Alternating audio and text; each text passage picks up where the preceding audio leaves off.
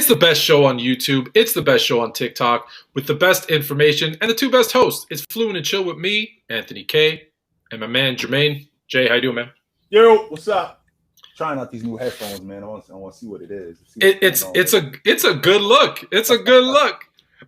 Listen, for those of you that it's your first time watching or you've seen a few of the episodes, don't forget to subscribe and like and share and set up your notifications because we do this twice a week. NBA edition is this one. And then we have the NFL edition, which you're going to want to see, get you ready for the weekend. Yeah. So over the last few weeks, we've been picking a division from the NBA. Mm-hmm. We've been going through a decade in the NBA, and we're going to do both of those things today. Mm-hmm. But I want to start off with something that I wanted to talk to you about yesterday. We didn't get a chance to, but it's been controversial, and I think I'm on the opposite side of most with this one. So you don't know I'm going to spit this on you, so I'm going to throw it right at you and get your reaction. Steph Curry changed the game. I say he didn't. What say you? I say he did. And the reason why I say he did was because he now made it, first of all, Steph being personable, Steph looking like the common man, Steph looking like everybody else. We could start with that because, you can't really relate, Tone, to a 6'9" guy. You can't really relate to a 6'10" guy on an everyday level. I mean, if you see Steph Curry looked like somebody that you would run into in a grocery store. That's first of all. Then number two, we got a guy who expanded the game. He made it cool to shoot the long ball. He now made it cool to throw the ball between your legs and shoot the long ball. Be that kind of ball handler. Be that kind of scorer. He made that cool, and people relate to that, like him, Kyrie Irving, because they look like the common man also. So that helps tremendously.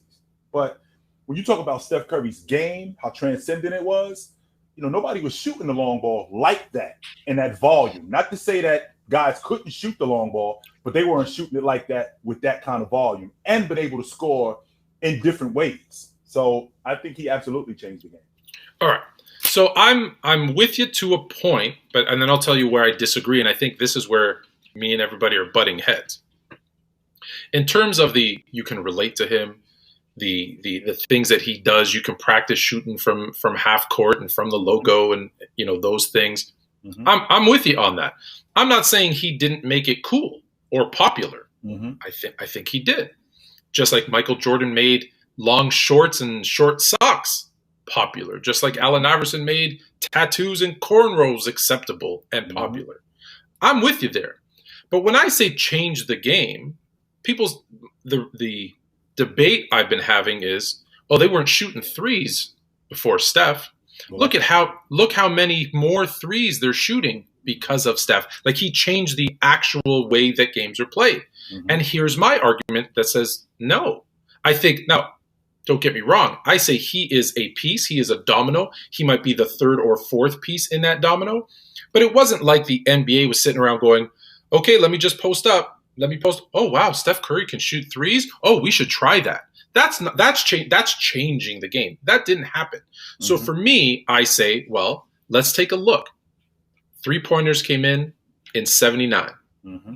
And every year, the amount of 3-point attempts went up. And that's the average per team. But there were some players and some teams that shot more. Mm-hmm. So one of the arguments I got was, Steph Curry in his MVP year attempted twice as many 3-point attempts than anybody had ever attempted in the history of the league. Mm-hmm. I quickly said, no, timeout. I'm fluent. I do research. I don't just make stuff up. Mm-hmm. 2014-15, he averaged 8 3-point attempts per game. Mm-hmm. That was not the most in the history of the league. It was not the most in for a season. In fact, it was less than George McLeod in 1995-96 attempted. So no, he didn't double, and that was his first MVP year. So I say, it wasn't that. Again, if you look at the stats, it goes 13, 14, 15, 16, 18. And over the last 10 years, it's gone 18, 20, 21, 23. It goes up 1 or 2 every year. Right now, it's actually plateaued at about 32. So it wasn't like he came into the league, because what did he do his first 7 years? He shot 4, 4, 4, 7, 7. It wasn't until 8. It wasn't until year 7 that he double-digit 3-point attempts per game. Mm-hmm. But what happened before then? One, you had the Spurs who were thinking, hey, we could shoot the long ball. Mm-hmm. You had Mike D'Antoni, who came up with a system of shooting a lot of threes. And if you look at the year he was with the Suns, Mm-hmm. he was shooting about double of what the league was averaging. I think the league was averaging 15. His Suns teams were shooting about 28. Mm-hmm. And did they have success in the playoffs? No. But did they have success in the regular season? Well, yeah, they made Steve Nash a 2-time MVP. They made Amari Stoudemire a superstar because of that style of play. What is the one thread that takes you through all of those? And let me be clear. I'm not saying any one of these things is the reason. I'm saying it was all of them combined. Mm-hmm. Steve Kerr was what as a player? He was a long ball shooter. Long ball shooter. He then goes and he is he goes and plays for the Spurs. What did Popovich encourage more so than most coaches? Shoot the long ball. Shoot the long ball. He then goes and becomes the general manager of the Suns with coach Mike D'Antoni. What did he do? Shoot the long ball. Shoot the long ball. He then goes and becomes the coach of the Warriors, where he finds someone, not one, but 2 players that can knock it down with precision. Maybe the best 2, for sure the best 3-point shooter of all time that we've ever seen in Curry. And then another one who, if you don't have him top 5, he's 6 or 7 in terms of 3-point shooting in Klay Thompson. Mm-hmm. So now he's got, let's say, the 2 best 3-point shooters in the game at that point. And he has a background of, I used to shoot threes. I saw what the success was in Phoenix, right? Regular season. How can we translate that to the playoffs? He had the Spurs background. And then he goes to a team that has the best 3-point shooter in the league. Guess what? He then says, go nuts. And puts in a system that allows Curry and Klay to shoot all those threes. Right. While all this is happening, you got some guys, I'm not going to put on my glasses and do my nerd joke again, but you got some guys working on their computer who are doing advanced analytics who say, you know what? A 3-pointer, even though you're going to shoot it on average lower percentage than what you would shoot a mid-range, like a 20-footer, the extra point that it gives you for the dip in field goal percentage is worth it. So instead of shooting that 20, 21, 19-footer, take a step, move back a couple feet and shoot a 3 because it makes more sense from an analytics standpoint. And so now you have this, well, coaches are starting to shoot more threes. The league's been increasing the amount of threes every year. Players like Steph, and even before him, like there's a laundry list of players who are like, hey, I'm not the biggest guy in the world. I might not be able to get to the rim, right? Steph can't jump over anybody. What's he going to do? Well, you can shoot further than anybody. So you had guys that are saying, hey, let's shoot from back here. Then analytics, and then coaches allowed it. I always bring this up. You know this. You played in my era.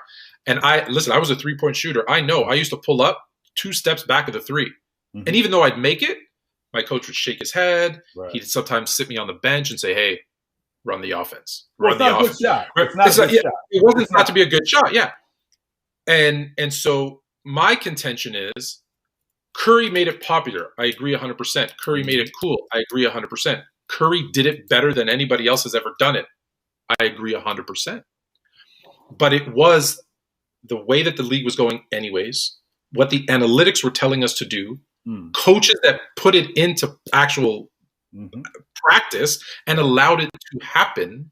Because Steve Kerr or whoever, Mark Jackson doesn't get enough credit either for what he did with Golden State, so let's give him his props as well. Correct.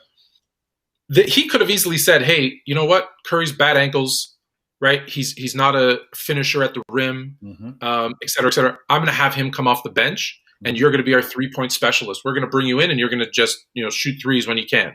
Right. He could have made that decision. Right. But instead, based on everything that had happened previous, they were like, no, let's make this a superstar kind of integral part of our offense, and it worked. So that's why I say he didn't change the way the game was being played. He took what they were doing and said, yep, this can work. Right. And then him and Klay and others, right, made it, oh, you can actually win this way too. Because that was always the thing against D'Antoni. Yeah, he can score a lot of points. He'll win a lot of regular season games. Right. They're not winning in the playoffs because you still needed defense. You still needed other things. Right. So that's my argument. Did I sway you a little bit, or do you understand kind of where the separation is? I do understand, because it sounds like it was going that way anyway. We just need somebody to push it over the top. Okay, I can absolutely get with that logic. However, it still wasn't something that was prevalent. It's still, I mean, guys still shot the long ball, but teams didn't build their teams around long ball shooters. Teams didn't build their offenses around shooting the long ball before Steph Curry, Klay Thompson. The Suns did. But the Suns did. The Suns did, and it didn't work. And what I mean when I say it didn't work, they got to the conference finals. The difference is that they didn't win it. Once the teams won it, now we could actually do this because this is like the NFL, like Major League Baseball. This is a copycat league. And once somebody does something and it works, boom, that's what we're doing. Now, your logic is, well, we were going that way anyway. Just somebody actually, we were all inventing the wheel. Somebody actually just got it to roll. That's all it was. We were all doing it. But with Steph Curry, not only did his team win, him changing the game, meaning his team able to shoot the long ball and win and become a jump shooting team. Now everybody's doing that. So now the Golden State Warriors doing it. Oklahoma City, when they had James Harden and KD. LeBron James is now shooting, not now, but back then, LeBron James is now shooting more threes. And everybody's doing that because this is the formula to win. And Steph Curry is at the forefront of that. Now, but is it, so let me pause there. Is it the formula to win? Because who's won that way? The Warriors. Okay. Why did they win that way? Mm-hmm. They had two guys that could do it better than anybody else in the league, right, and a coach that said, yeah, let's do it, and gave them the freedom to do it. Who else has won that way? Well, nobody else has won that way because they couldn't do it as well as those two guys could do it, and that's why they won it that way. And right. if there was anybody else who could do it, then they would have won it, which goes back to my original logic that this is a copycat league. Everybody started doing it. The reason why the Warriors was winning because can't nobody else do it like we do it, and that's the difference. That's when I say Curry changed the game in the aspect of teams being jump shooting teams and teams winning that way. Now, Steph Curry as a player, I mean, you can appreciate this. I mean, Larry Bird shot the long ball. Dale Ellis shot the long ball. Craig Hodges shot the long ball. His dad. Right, exactly. Dale Curry, right? That's where he got it from. His father shot the long ball. So it wasn't something that was unheard of. It's just the difference is teams weren't winning that way. You get Steph Curry in with another long ball shooter and teams are winning that way. Now we're going to switch this whole thing up and we're going to play basketball like that. So I guess, hey, maybe it's semantics. So we'll end it on this and we'll move on. All right. So my thing was that alone, he didn't do it. It was a trend that was occurring, and him and Klay and the right coach, right, came in and had the right system with the right players. And then it was kind of that, it was the crescendo. Like he was, you know what? It was a relay race, right? And so they started it off and they gave it to Curry. Curry was the anchor. He brought it home and brought the gold. But let's not completely ignore the 1, 2, and 3 runners in that relay that kind of gave him the baton to go to run with. And remember, just like you just said too, Tone, and remember, Mark Jackson had him playing the 1, and he had him in the traditional point guard sense. Steph Curry was averaging 8 assists. He was a distributor. Oh, I know. That's what I'm saying. He was only averaging about, like I said, 4 threes a game. Yeah, he was a distributor. That's what Mark Jackson had him doing. And then Steve Kerr comes in and he completely switches up the offense. Great point. So let's say they don't fire Mark Jackson. Let's say Mark Jackson remains and says, you're the traditional point guard doing this. Mm-hmm. Do you think the 3-point barrage just never happens? I think it still does because you cannot not shoot the long ball. And you can't have guys like Curry and Klay Thompson who shoot the long ball like that, not part of your offense. I don't know if Steph Curry had a season where he shot, I think, 8 long balls a game. I don't think that's going on. Absolutely not. That was his MVP year in 2014-15. He shot 8 a game. I don't think that's going on. No. Yeah. Mm-hmm. So that, I guess that's my point, is that look, I get it. He's the face of it. Mm-hmm. He's the face of it. But I maybe it's more, I just want to give recognition to the foundation to what allowed that to happen. Yeah. So that's my tirade on Steph Curry. It's you know how it is, because I say he didn't change the game. Everyone's like, what do you mean? He doesn't suck. I said, no, I give him Yeah, I never said that. I said Wait he's a the minute. greatest 3-point shooter we've ever seen. How we go from he didn't change the game to he sucked? Wait a Yeah, minute. Whoa. you know how people Wait, what? are. You know how they are. It's like he's the best 3-point shooter. I never said. One guy actually made a video and he said, "How can you say he was one of the integral pieces, one of the dominoes, and he didn't change the game?" Well, that's my point. Is let's say he's the third domino. You still need the first two to knock down the third one, and you still need all the rest of them too. And then you need the rest of them. With him, right? They easily could have said, "Yeah, that works for him and Golden State. Yeah, we're not doing this, right?" No, anyways. I'm done with it. Just that was my point. So let's rewind now, and we go back to our day. Mm-hmm. We go back to our day, and I'm going to run through the NBA.com all 90s decade team. Do a little reminiscing. Talk about some of the second and third team. What has changed from the 80s to the 90s, and then we'll get into the North Division. So we're going to get a rundown of Minnesota, Denver, Utah, Portland, and OKC. The first one on the list is no surprise. I don't know if you've heard of him. Hey, let me ask you a question. Who's the greatest basketball player to ever come out of New York? The greatest basketball player to ever come out of New York? Jabbar. You have Jabbar over Jordan? He was born in Brooklyn. Give me a break. I normally ask it differently. I like, who's the best player born in New York? And everyone's like Jabbar. I'm like, you got Jabbar over Jordan? And then he was born in New York. Everyone just assumes he's from Charlotte. Right. I think it's just the all right. So yeah, so Jordan's one. No surprise. You either have him 1 or 2 on your all-time list. If you don't, you're probably not watching basketball. Do we need to go into Jordan? Like no. 6-0, 6 Finals MVPs, blah blah blah. Yes, Jordan's amazing.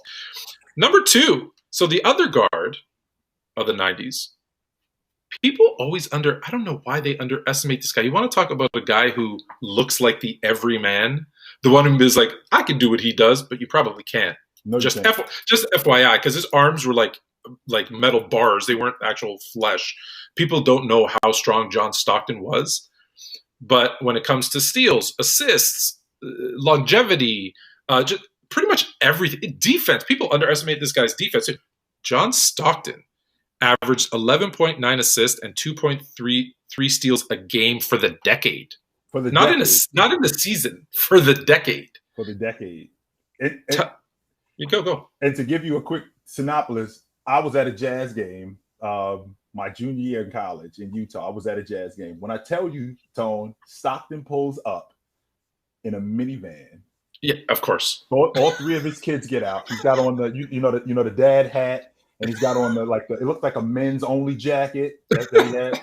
If you didn't know who he was, if you never heard of him, and I told you that dude is the starting point guard for the Utah Jazz, and he's arguably the best point guard in the NBA, you'd be like, okay, I'm done talking. You can go. You don't know anything. No, absolutely not. Yes, absolutely. You know where I am on John Stockton. In my opinion, he's the second best point guard in the history of the NBA. I put him behind Magic. Now let me just put this out there because we're going to get a lot of comments, and feel free to comment. But that's only because you have Curry and Iverson kind of in a separate category all to themselves. So I'll put that out there. So yeah, 8 All-Star games in the 90s, 9 All-NBA teams. He's 4th. People, if you go into advanced analytics, he's 4th in win share. I think if he has 1 ring, we're having a different conversation about Stockton. Completely different. And that's a shame. Because there's so many great players that don't have rings. Don't leave out neither, Tone. I'm also a 5-time All-League defender too. I do play on both sides of the basketball. I'm not just a distributor. I'm not just a mid-range shooter. I lock up too, just so you know. And that's why I was saying, people forget his defense or they underestimate his defense. Look, I don't. I never bring up race. However, they see because I know I live this, right? I'm a 6'3" white dude, and they were like, oh yeah, 6 foot white dude. He's gonna be slow. He's gonna be unathletic. No, man, he was not slow. He was athletic. He could D you up. And like I said, I don't know if you hear these stories where, John would come through a pick and give me an elbow. And you see this guy's like 6'9", 250. And he's like, I felt that in my chest. He was strong too. People underestimate that. There's a lot of guys who didn't win rings here on this 90s team. And it's probably because you had The Bulls winning 6 and the Rockets winning 2. So that's 8 because of the first guy we talked about. That's yeah. There's 8 rings gone out of 10. Here's another one who, it's sometimes good to just fade off into the sunset. Because what happens when you stay in front of people, they see you age and then they think you're that person. Everyone thinks Charles Barkley is this huge, overweight, slow guy that can't golf, who says crazy stuff, who you don't understand half the things he's saying. But they forget that he's one of the greatest power forwards to ever play basketball. And in the 90s, he's on this team. He's an MVP. 22.4 points, 11.6 rebounds, 4.2 assists. And he led the Phoenix Suns to a 60-win season in 93. Charles Barkley was 6'4". I don't care what anybody says because I've stood eye to eye with him. He's 6'4", and he played power forward, and he could get up and down the court as good as anybody, and could jump. Like you see some of those alley oops and off misses, rebounds that he. Chuck is not the guy you see on TNT. Well, it's interesting you mentioned that, Tone, because the conversation that you and I had just a couple minutes ago about Steph Curry changing the game. When I think about a guy who changes the game, I think about a guy who, we very rarely see anything like that again. So when I think about Steph Curry, I see people trying to imitate his game, and Trae Young is in that category. Have we seen anybody like Charles in the last 30 years?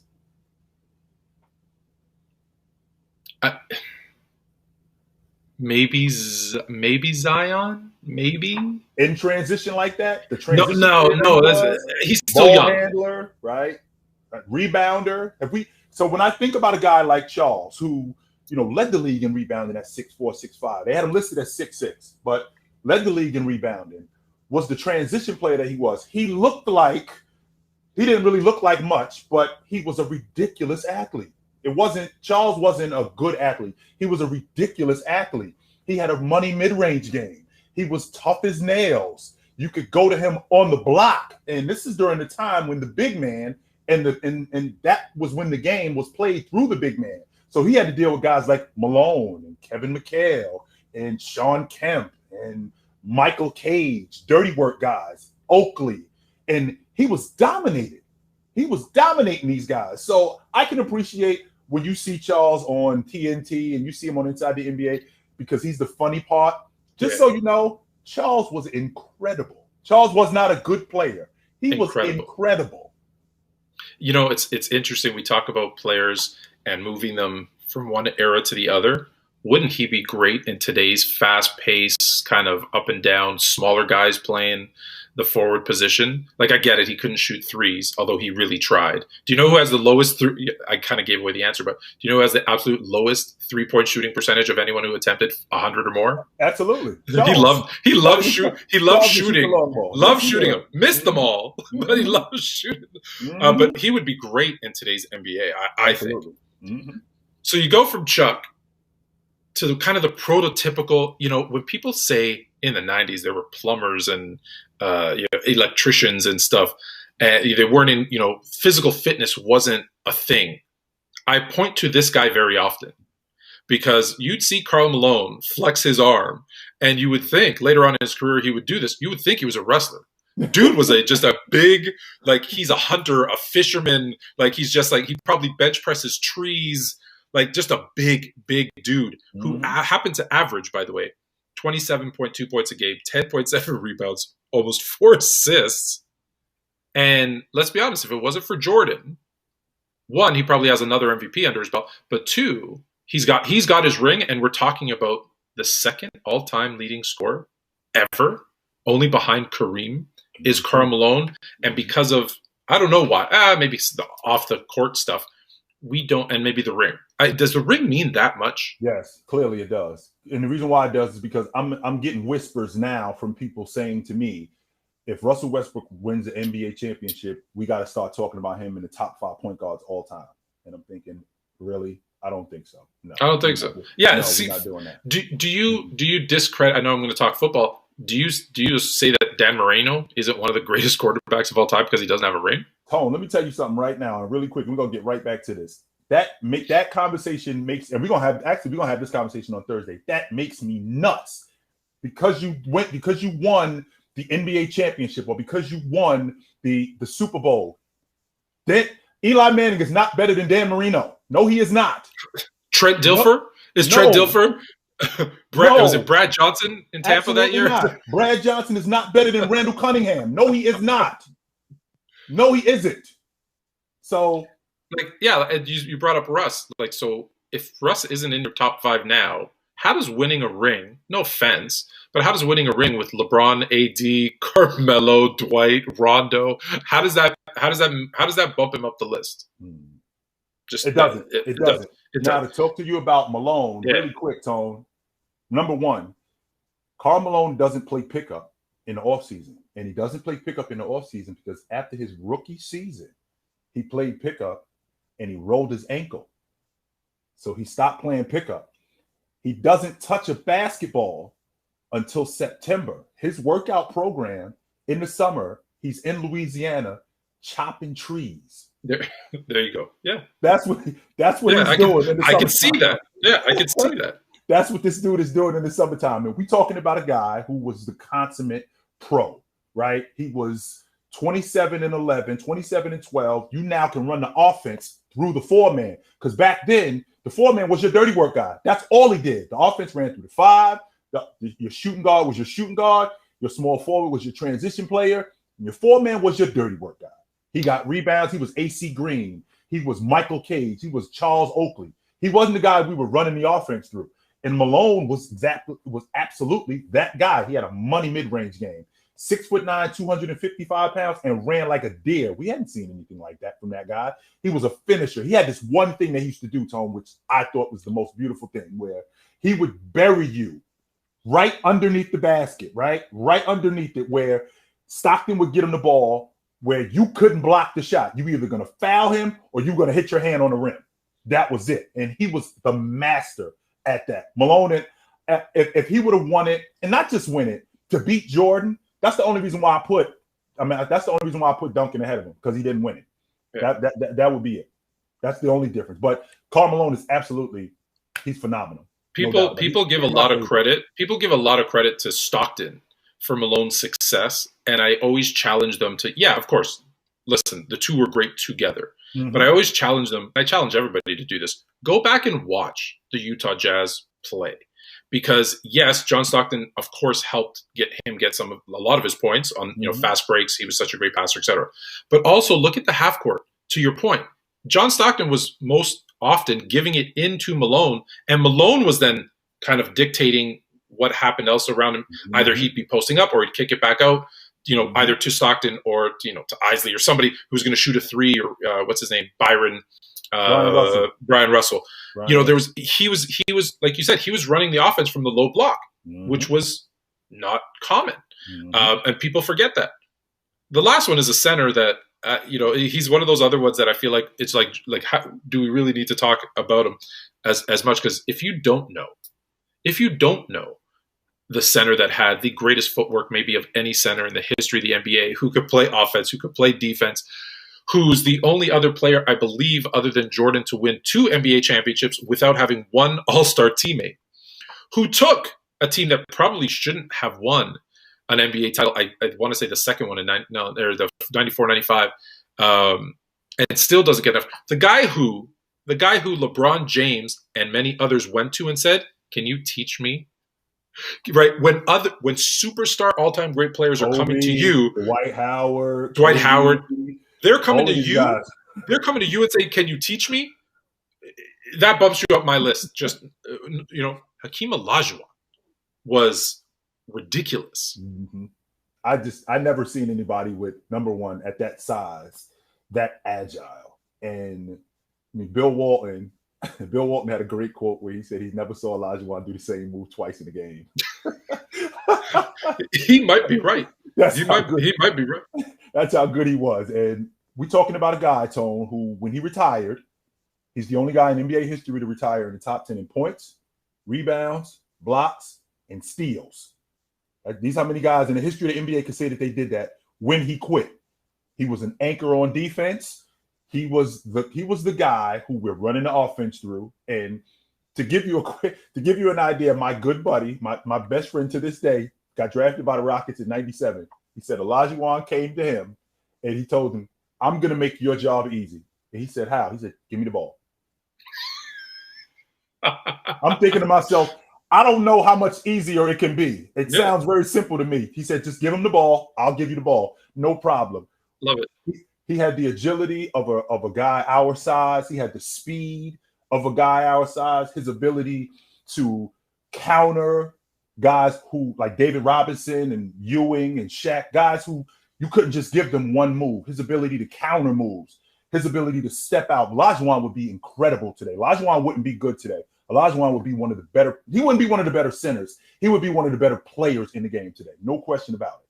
No doubt. How many players have you heard Michael Jordan say, I'm kind of afraid of him. He is so good. I'm glad you mentioned that, Tone, because I get a lot of that about, what if the Rockets, I can tell you right now, Tone, I think that I don't think that Jordan was scared of anybody, but I think he won't admit this, I think that he is absolutely ecstatic that they couldn't get out of the Western Conference, because I don't think he wanted anything to do with Olajuwon. Let me put an end to this very bad rumor. Jordan did not retire, right? Because he was afraid of the Rockets. Because the Rockets, let's be honest, they hadn't shown that they can make it to the finals. Right. So he wasn't running. That being said, what the Rockets, or specifically Olajuwon, did was the biggest weakness that the Bulls always had. Right? They would throw 3 7-footers at you, but let's be honest, you're talking Wennington, Purdue, Luke Longley, Cartwright. Yeah, Cartwright was 1,000 years old by that point at the 94-95 season. He would have dominated. Now, for the Bulls fans, let me just say, you guys had your own kind of advantage, right? There was no one on the Rockets that was going to stop Jordan and Pippen and those guys either. So it would have been so. I get it. I understand why he retired, but man, that would have been that would have been so good to see those two teams play for sure. Mm-hmm. All right. So the second team, I'm just going to run through the whole team and just you pick out anybody you want. Mm-hmm. So we've got, and I don't think there's any surprises here: Gary Payton, Clyde Drexler, Scottie Pippen, Sean Kemp, David Robinson. Nice. I got a question that was asked to me, and I got into this debate. Was Scottie Pippen ever a top 5 player in the NBA? And I said yes, and I stand by that. Ever? Okay, I got to someone asked me a question, and I think it's because of you. Mm-hmm. Because ever, the season that Jordan retired, where I think he was second in MVP voting, he was a top 5 player in the NBA. I think it was the 95-96 season, actually. I thought the 95-96 season was the one that I was asked specifically, and I said no. But I said no because of 2 things. One, it's his defense that has to pick him up, because he was, I think, 25th in terms of scoring. So it wasn't his offense. He was 19, I think, 6-6 or 19, 7-6. Mm-hmm. So offensively, he was good, but he wasn't a top 5 offensive player. Mm-hmm. His defense was top 5, however. Mm-hmm. And then I asked myself a question. I stole this from you. I'm going to be honest, right? When you say this person should be here, well, who do you pull out? Mm-hmm. So who do you pull out? Do you pull out Jordan, Olajuwon, David Robinson, Karl Malone? That's as far as I'm going, Tone. That's it. So, and then maybe Shaq? You think he's better than Shaq? Yes, that season, yeah. And the reason why I'm saying that, we're talking about a dude at that time going in the 95-96 season, first team All-NBA for the 3rd straight year, first team All-Defense for the 3rd straight year. So I'm elite on both sides of the basketball.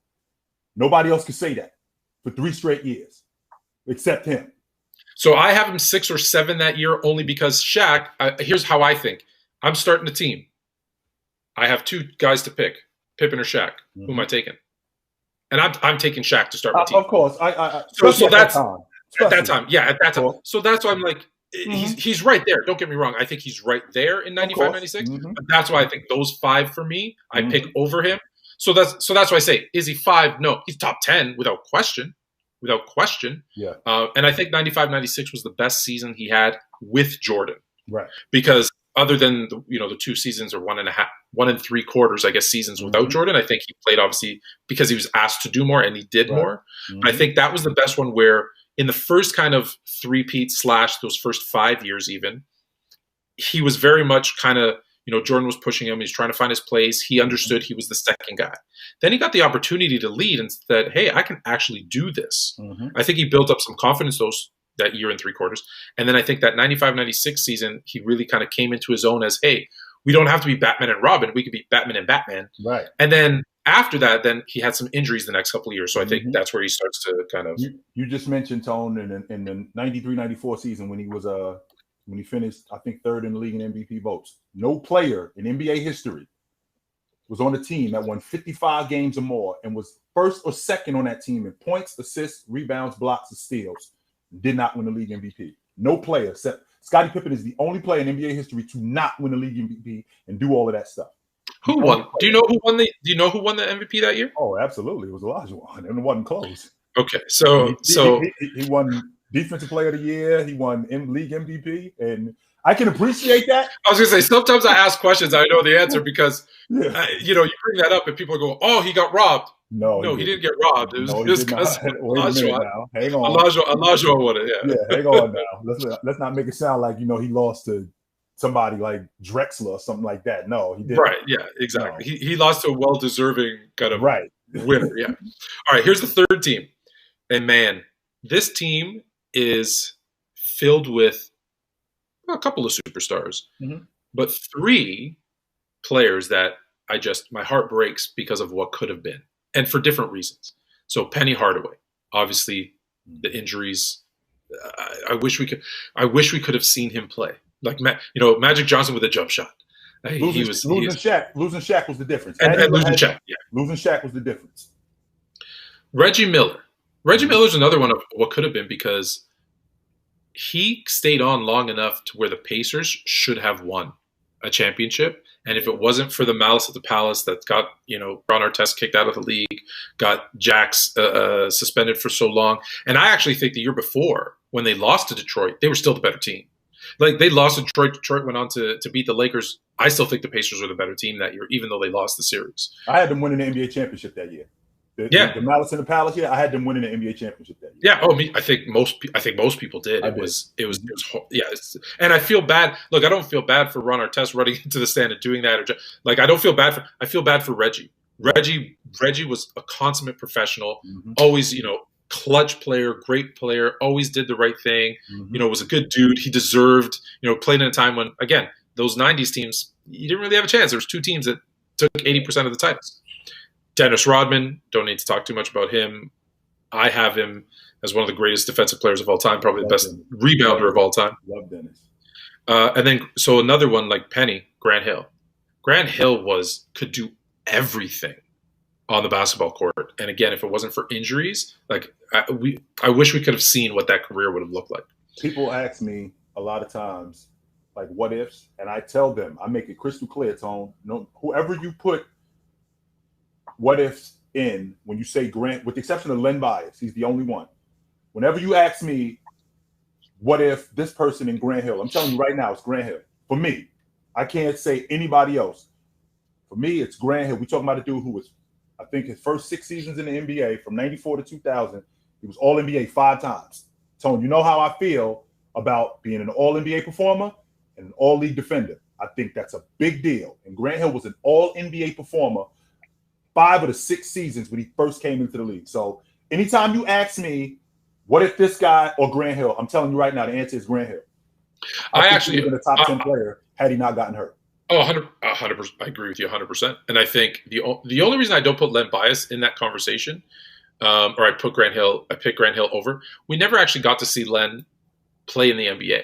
Right. And so, would his college game, he had all the tools we thought, but would it have, translated to the NBA? I think it would have, but I never got to see him play. So when I talk about Reggie, Penny, heck, I even talk, Drazen Petrovic, because I saw what he could do in the NBA, a glimpse, and I said, I wish I could have saw more. Right? It's I was talking about running backs, and I always bring up Gale Sayers. I wish I could have seen him play longer.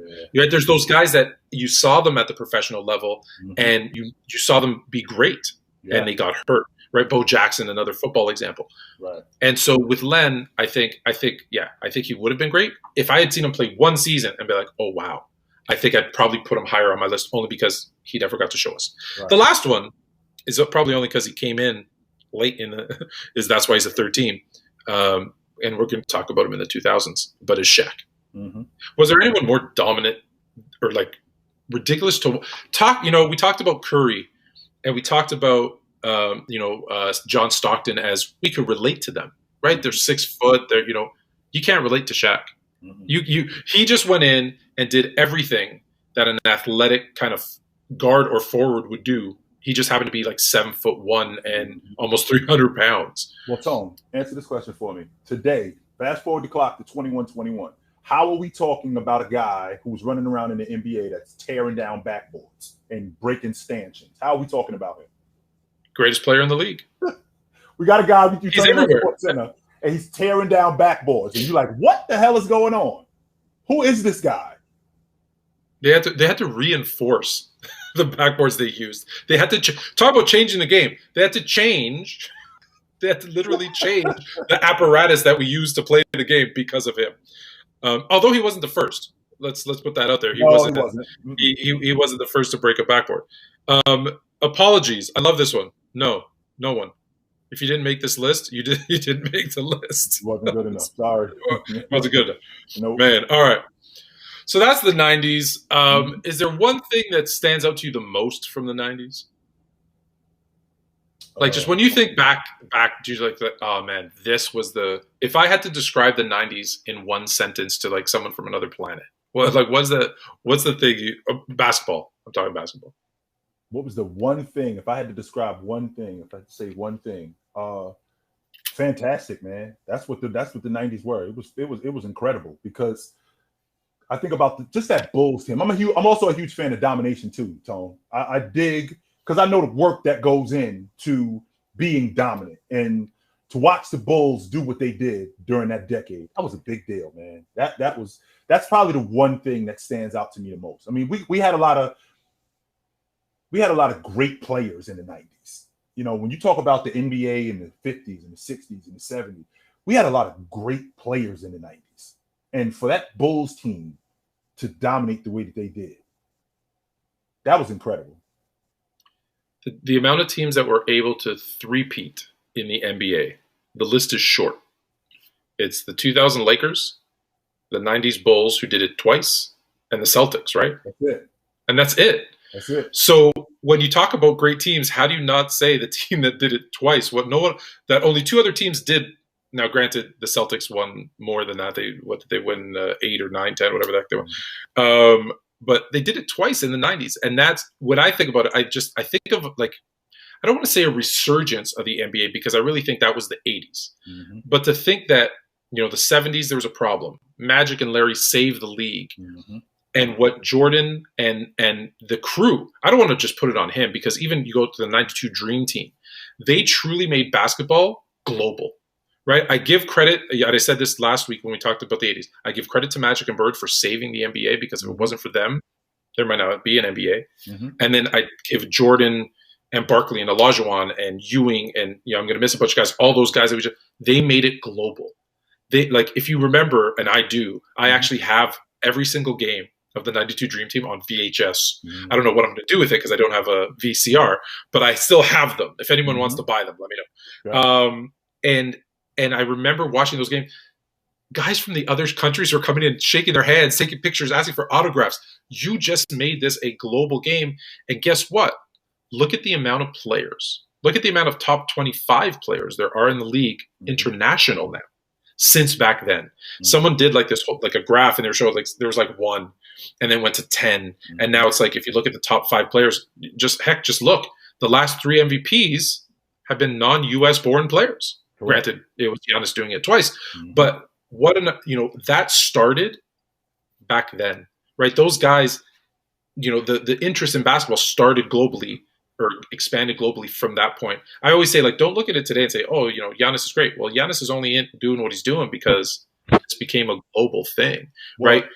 There's so many great Canadian players. Right. Let's be honest, because Vince Carter came and everyone was like, wow, I want to play basketball. Like, you got to look at those things in time that kind of shoot it off. To piggyback off your point, Tone, I don't know who Tony Kukoc is before they go over to Barcelona. I don't know him.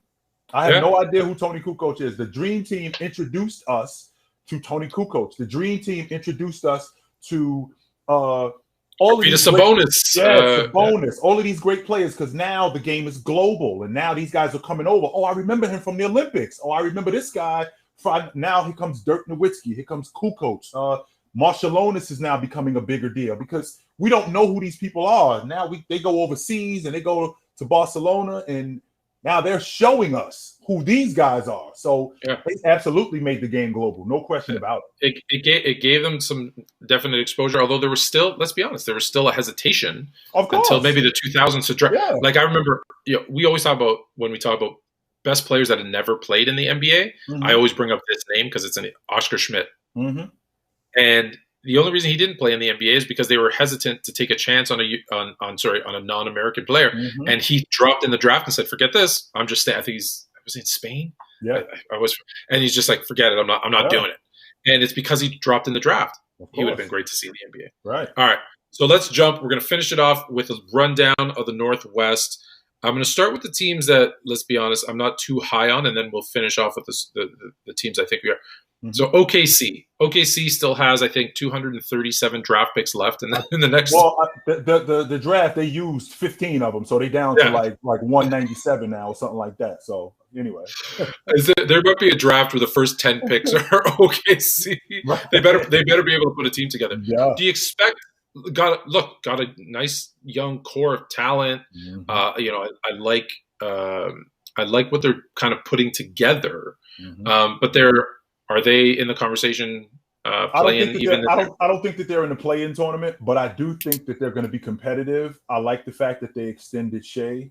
I like that, and I'm really digging this kid Lou Dort. I love everything about him. The Australian kid, he looks green more than anything. He looks really green, and he looks like it's gonna be a process with him, but it's going to be a while before Oklahoma City. But they like I said, the upside to them is they're building it through the draft. And I think that if they could convince Shea of what they're doing and he can understand that, I think that they're going to be a team that's going to be good in the future. Absolutely. Yeah. Listen, for anybody who's in Canada, I know you get a lot of messages from Canadians.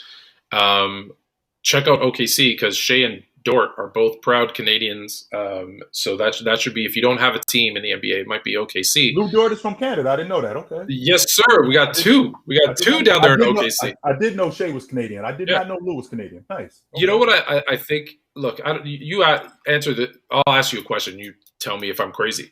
I think if they can do a good job in the draft, obviously that's the key. But I think they can. And do you think they will? They can accelerate this. Right, they can bring in these guys and say, okay, because there's going to be redundancy when you have that many young players and that many draft picks. You're going to have some and then showcase them, package them, right, for the star, because you're going to need a star to play alongside Shea. Is that, you think, their real long-term plan, or is it, hey, let's just grow these guys and see the ones that work and keep those and just kind of toss out the rest? When you're talking about a team like Oklahoma City, exactly like Minnesota, like Portland, like San Antonio. This is how you have to do it. You're not like Miami, you're like New York or Los Angeles, where you're high on a big time free agents list. So packaging 2-1s and Lou Dort, or packaging 3-1s and the first pick in the draft is this kid, and you want him, hand over Devin Booker or something like that. I don't mean Devin Booker exactly, but I'm a player of that caliber. Something like that, where you got a young guy that's playing alongside Shea. That could very well be the plan, because again, their ability to develop guys, it's working, because you see what Shea's doing. Shea's getting better. So their ability to develop guys, Lou is getting better. So these teams will see that man, these guys are getting better. So maybe, possibly, we could package 2-1s and this to get a next level superstar. Yeah. So let me listen. I'm not trying to start a beef with New York, but please don't put New York in that list of places free agents want to go. They're just always on the list from the media. No big time free agent is going to New York. Not as long as James Dolan is the owner. I'm sorry. I hate to say it, because I like it when New York is good, but no big name free agents going to New York. I'm sorry. Just let's end that right now until something changes. You're going to change your tune. I don't know, Tony. You might be changing your tune on that soon. You might be. If they hire me. All right. So that's OKC. the other name you mentioned too, and there's another one that, man, how much talent goes through Minnesota that they can't get it done? Well, the question that I need answered with them is what exactly is the plan there? All right, because I saw Anthony Edwards and he just looks like he's getting better. He doesn't look like a guy who's just showing up. He looks like he's getting better. Yeah, he needs some lessons in basketball though, but I'll say that at the end. Yeah, he looks like he's getting better, man. So and I think that you got your all NBA performer unofficially in Cat. Yep. And with D'Angelo Russell, if he could just hold up and stay healthy. If he could just hold up and stay healthy, these guys can actually make some noise in the Western Conference. They absolutely can, but that's the difference with those guys. I mean, I watch Anthony Edwards, and he looks to me like a more athletic version of Mitch Richmond.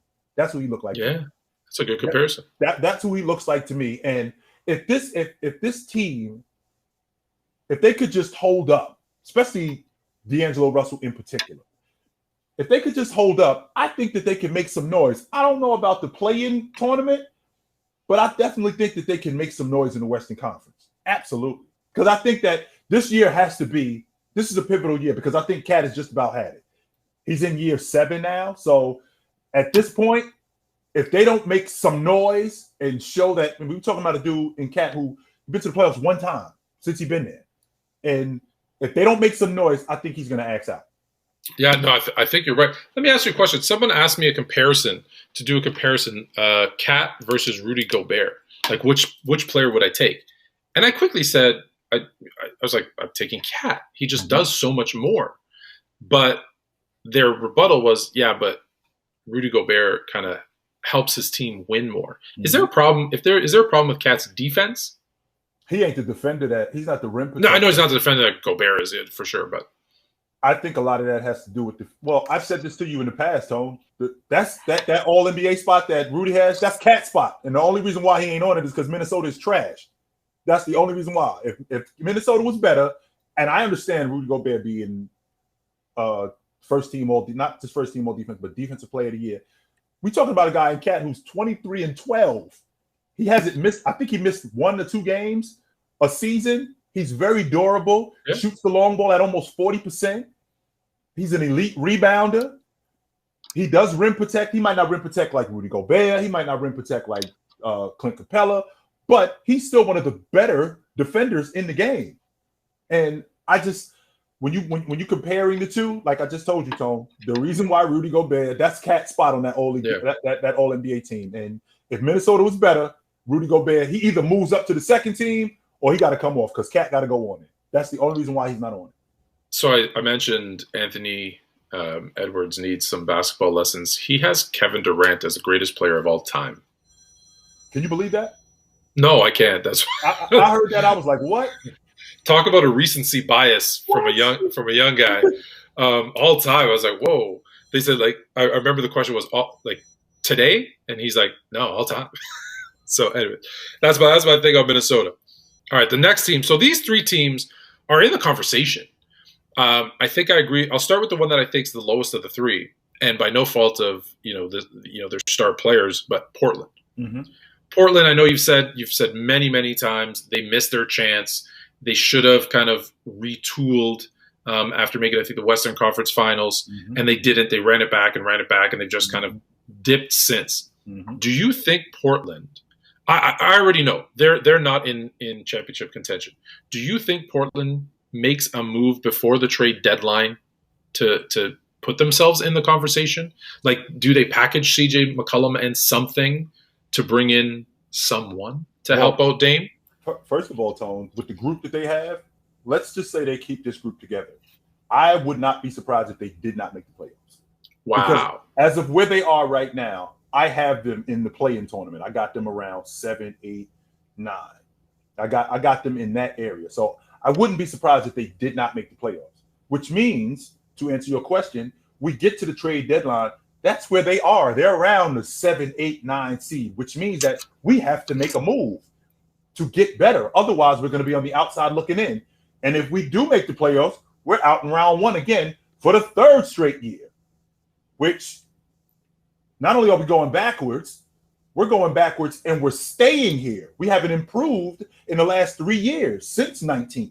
So I look at this team with Dame, with CJ, Nurkic. I mean, losing Derrick Jones Jr., I think that was a big deal. You know, Carmelo's gone, and I mean, that's 14, 15 a game that they're going to have to make up. But I think, and he played a good role. Like, he played his role in Portland. Yes, he did. He was really good for them. I mean, they still got Robbie Covington as an all-league defender, and they still got Nurkic as a dirty work guy who can score on the block. But I think that the problem that we have in with Portland is that they're not changing with the times. You know, these guys, this is the same team. And with it being the same team, I don't have an issue with that, Tone. I have an issue with it being the same team and they haven't improved. That's the issue. And I would not be surprised if the Trailblazers didn't make the playoffs this year. That wouldn't surprise me one bit. Do you know what the definition of insanity is? It's the ability to do the same thing over and over again and expecting different results. And that's what Portland's doing. They're doing the same thing over and over again. They're expecting – what are they expecting? It's a change. It's crazy. So that's Portland. All right, these two teams are going to battle it out for the top of this division, I believe, especially with a healthy Jamal Murray. So the Denver Nuggets, the Utah Jazz. I just always shake my head.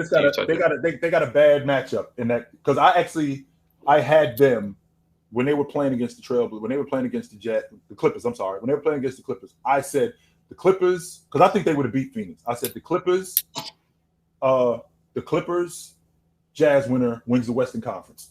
I was convinced of that, and the reason why Phoenix got past them is because Leonard got hurt. If Leonard doesn't get hurt, the Clippers beat them. Yeah. No question about it. And I think that if the Jazz they had gotten by the Clippers, I think they would have beat Phoenix. I think they would have beat Phoenix for a number of different reasons. I thought they were a better team defensively. I thought that in terms of their perimeter offense, I mean, I could appreciate what Chris Paul does, but with Mike Conley and Donovan Mitchell, I just think that they got a bad matchup with the Clippers. That was the problem that we had.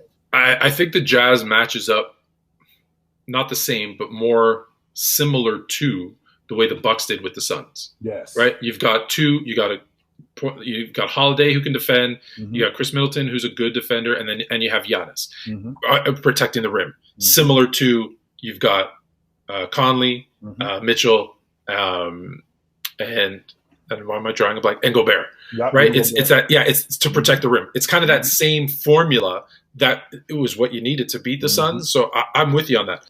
I think Denver peaked last season, and even though they have Jamal Murray back, I think we're going to get the same thing we got from last year.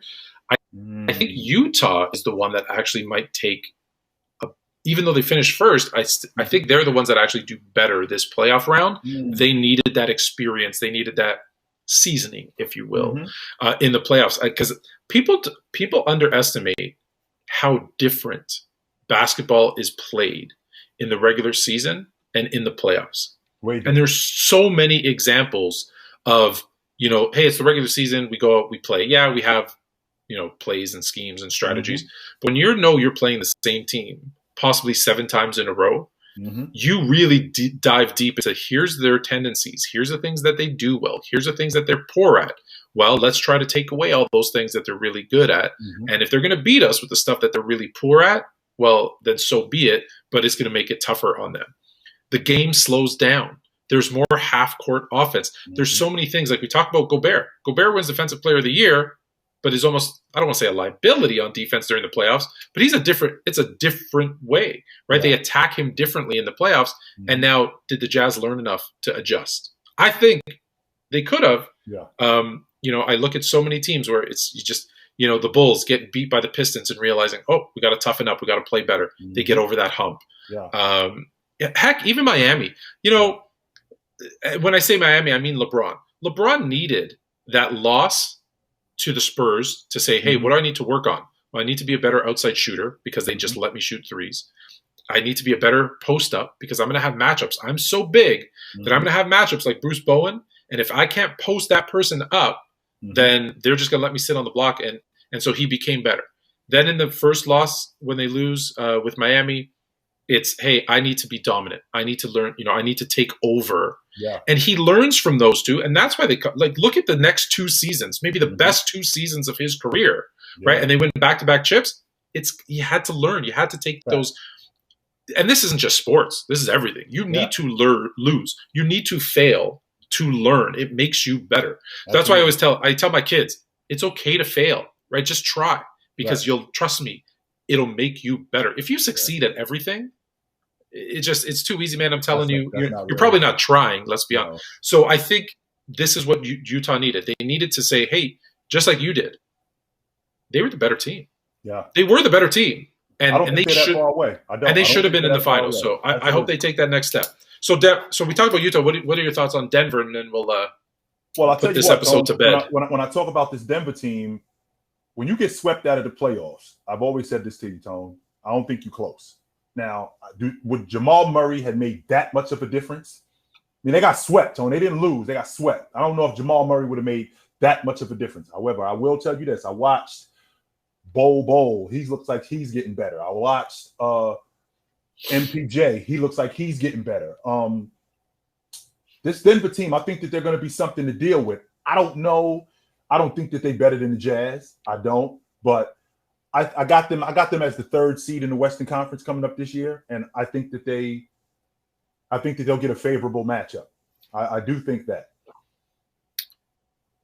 One viewer question.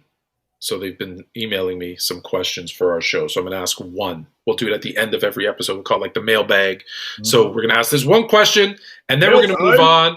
And right before, just let me remind you to subscribe. Set your reminders for Fluent and Chill, NBA edition Wednesdays, NFL edition Fridays, on YouTube, on Sports Fluent, on Chilltown Hoops, and of course, Mondays live on TikTok, 8 p.m.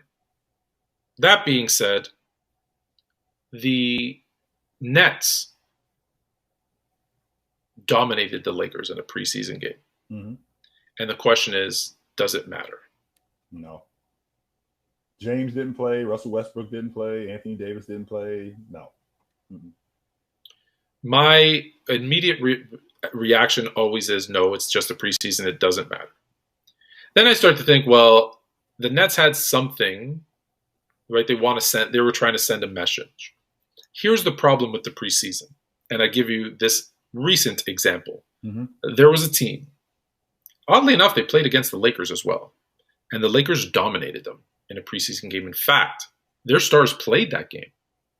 They only scored 70 points in a full NBA game. That team was the Golden State Warriors. Mm-hmm. Steph Curry was playing. They scored 70 points on October 17th against the Lakers. Mm-hmm. That season, I didn't tell you what season it was yet. That season, that Warriors team went on to win 73 games. Mm. So when I tell you the preseason doesn't matter, the preseason does not matter. So I would put 0. This is for you. Who asked the question, and anybody else who thought it. I put 0 weight into anything that happens in the preseason. The only thing that matters is not getting hurt, right? Like that's really, I don't look at the scores. I don't look at stats. Just don't get hurt. Because that's the only thing that could affect your season is someone getting hurt. Just so you guys know, in the 05 season, Peyton Manning went 0 for 4 in the preseason. They won a Super Bowl. There you go. Yeah. Bowl, so. That's how much the preseason matters. All right, so that's it for this week's edition of the NBA edition of Fluent and Chill. Check us out every week. Until next week. Take it light, but take it.